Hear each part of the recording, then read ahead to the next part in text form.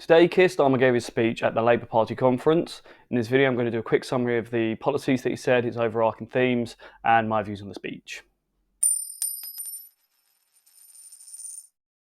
Hi everyone, I'm Richard Winslow with Over 50s Money. Please subscribe to the Over 50s Money YouTube channel if you want to keep up to date with these political videos that I do on the speeches around the conferences. If you want to keep up to date with the Ofcom consultations, or if you want to keep up to date with our Ofcom petition that's running at the moment, subscribe, turn on notifications, and you'll be notified as soon as I post a video. Thank you. So today Keir Starmer gave his speech. I'm going to quickly go over what he said, and I do expect it to be a short video, primarily because it was more of a hyping up speech. There wasn't a lot of substance to it. So I'll quickly do the policies that I learnt about in his speech today. A lot of what he said was referencing stuff that Rachel Reeves has said yesterday. So if you haven't seen that video, it's just a video at the end of this video. I gave a summary of her views, of her speech, and my views on that. He reiterated a lot of what she said, but he also added in two things that I didn't know before. So the first is that GB Energy will be based in Scotland. So Rachel Reeves mentioned GB Energy. There was no mention towards where it was based. Keir Starmer talks a lot about the four countries of this kingdom being united, and getting Scotland back on board. It looks like he's moving it into Scotland. Rachel Reeves said yesterday that local communities should benefit if they're holding national infrastructure, including cheaper energy. She never mentioned that GB Energy would be based in Scotland, and now that Keir Starmer said that it's being based in Scotland, you add the two together and it looks like Scotland should get some cheaper energy, which has been called for by a lot of Scottish people, like officials in the energy market. People in Parliament in Scotland have been calling for that for years, because Scotland has some of the highest energy bills in the country, even though they generate a lot of our electricity up there. And the answer from government and Ofgem has always been that, or the reasoning, has always been that it costs more to transmit energy to Scotland. So I believe they generate it up there, gets transmitted to the national grid somewhere in the Midlands, and then goes back up to Scotland. So it's travelling twice as far, so they get higher fees, which is ludicrous. So it'd be good to do something for Scotland and bring their energy bills down, because they generate it. They should have cheaper energy. The second thing that Keir mentioned that I didn't know about or haven't heard in other speeches was about his colleges that he's looking to create. So he wants to create technical colleges that give the youth of today technical skills to be able to go into the real working world. He wants the UK to be building.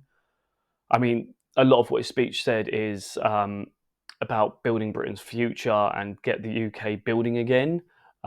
So his plan is to create these colleges that give the necessary skills for people to do real jobs in the future, which I think is a good idea. As I said, I'm always a fan of education, and if you're giving people skilled jobs and and education in these skills, I think that's fantastic. If you can go to school to learn trades, for example, rather than having to do it out of your own pocket, out of your own time once you're an adult, then that's surely going to be beneficial for our country to have a more skilled workforce. So yeah, I'd be interested to see details on that, but I think it's a positive step. One thing I sort of unlearned, a piece of information that seems a bit wavy. Rachel Reeves yesterday said that the GB Energy would create 220,000 new jobs for the UK. Keir Starmer today said there would be 500,000 new jobs. I don't know if he misspoke and meant 250,000. I don't know if there's other things that he was incorporating into that 500,000. But that confused me slightly, but that's a minor point. So that's pretty much all I learned from his speech. As I said, it was very light on detail on how we're going to fix problems. A lot of what he was saying was just sound bites, and there was a lot of it in there. The most interesting part, if I'm being perfectly honest, was the protester that threw glitter at him at the start of the speech, which was odd, and I've already seen news notifications. It's a 28-year-old man and he's been arrested for it. He was shouting something about how our future is in crisis and how politics is broken, or our electoral system is broken. He didn't get a lot of airtime. They cut off the mics pretty quickly.